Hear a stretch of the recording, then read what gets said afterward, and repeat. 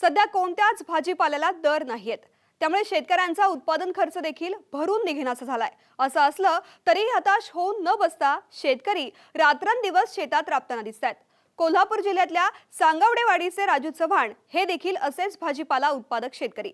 यंदा भाजीपाल्याचे दर कोसळल्यानं त्यांचं मोठं नुकसान झालंय. असं असलं तरीही त्यांनी भाजीपाल्यासोबत केलेल्या 15 गुंठ्यातल्या काकडीनं मात्र त्यांना तारलंय. आज आपण त्यांच्या काकडी शेतीची यशोगाथा पाहण्यासाठी सांगवडेवाडीला जाणार आहोत. राजू चव्हाण यांचं 10वी पर्यंत शिक्षण झालंय. घरची आर्थिक परिस्थिती नसल्यानं त्यांना पुढील शिक्षण घेता आलं नाही. त्यामुळे पर्यायानं त्यांनी शेती करण्याचा निर्णय घेतला. त्यांची 4 एकर शेती असून भावाच्या मदतीनं ते या शेतीचं व्यवस्थापन करतात. या 4 एकरात ते 2 एकर ऊस तर 2 एकरात भाजीपाल्याची शेती करतात. भाजीपाल्यामध्ये टोमॅटो, वांगी, कोबी, फ्लावर, पालक यांसारखी विविध पिकं घेतात. परंतु यंदा नियमनमुक्ती आणि त्यानंतर झालेल्या नोटाबंदीमुळे त्यांना भाजीपाला शेतातच गाडावा लागलाय. यामध्ये फक्त काकडी पिकानं त्यांना दिलासा दिला असून 15 गुंठे काकडीतून त्यांना 1,11,000 रुपयांचा निव्वळ नफा मिळालाय. माझं इथं 10वी शिक्षण झालेलं आहे. परिस्थिती नसल्यामुळे मी पुढे शिक्षण घेतलेलं नाही. आमची शेती 4 एकर आहे. 2 एकर ऊस आणि 2 एकर भाजीपाला आम्ही घेतोय. ह्या 6 महिन्यात कुठल्याच भाजीपाल्याला दर नसल्यामुळं आमदा लय अडचण झालेली आहे. आणि तरीच त्यातल्या त्यात आम्ही 15 गुंठे काकडीचा प्लॉट घेतला मल्चिंगवर. ठिबकची लॅटर हातरून 15 गुंठे प्लॉट घेतला. त्यामध्ये जरा बऱ्यापैकी पैसे झाले. राजू चव्हाण यांनी काकडीसाठी 20 सप्टेंबर रोजी पूर्व मशागत केली.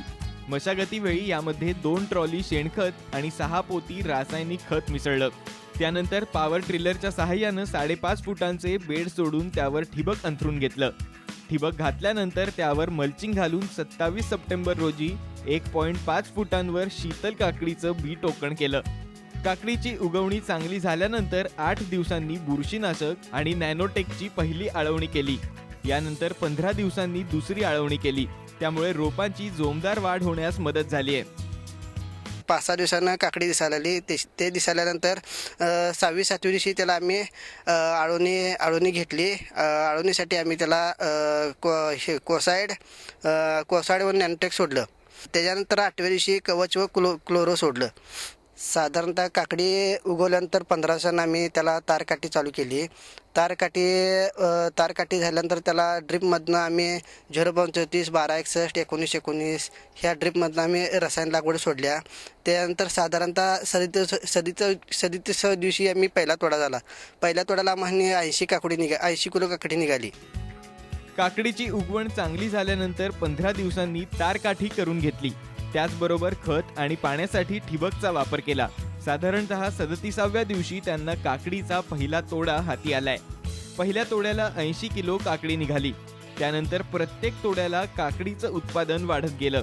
चव्हाण यांना या 15 गुंठ्यातून 8 टन काकडीचं उत्पादन मिळालंय. त्यांना जवळपास 10 किलोला 150 ते 250 रुपये इतका दर मिळालाय. साधारण सरासरी दराचा विचार करता त्यांना 17 रुपये प्रति किलो इतका दर भेटलाय. त्यामुळे 8 टनाचे 1,36,000 रुपये मिळालेत. साधारणतः 8 टन आम्हाला माल त्याच्यातून मिळाला. साधारणतः काकडीला 150 ते 250 रुपयेपर्यंत दर आम्हाला भेटला.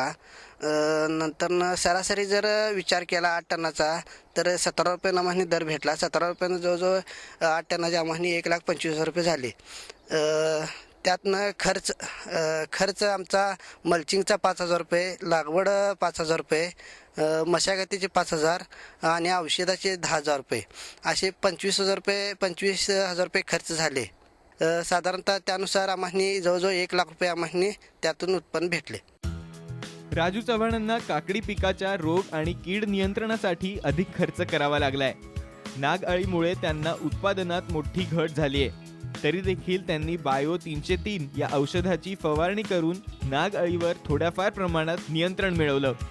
राजू चव्हाण यांना सध्या काकडीनं तारलं असलं तरी बाकीच्या शेतकऱ्यांना मोठा तोटा सहन करावा लागलाय. एकूणच सध्याची भाजीपाल्याच्या दरांची स्थिती पाहता येत्या काळात भाजीपाल्याचं उत्पादन घ्यायचं की नाही असा प्रश्न राजू चव्हाण यांना पडलाय. त्यामुळे शासनानं शेतकऱ्यांच्या शेतमालाला हमीभाव मिळवून देण्याची मागणी त्यांनी केली आहे. नोटबंदीमुळे कुठल्याच भाजीपाल्याला दर मिळाला नाही. त्यामुळं आता इथनं पुढं भाजीपाला करायचा की नाही हे शेतकऱ्यांना अवघड झालं आहे.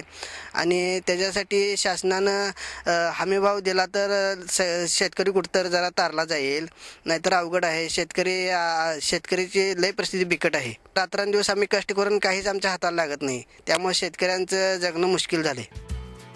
राजू चव्हाणांना शेती कामात त्यांचे मोठे बंधू, त्यांचे सर्व कुटुंबीय मदत करतात. त्यांचा पुतण्या BScचं शिक्षण घेता घेता त्यांना शेती कामात मदत करतोय.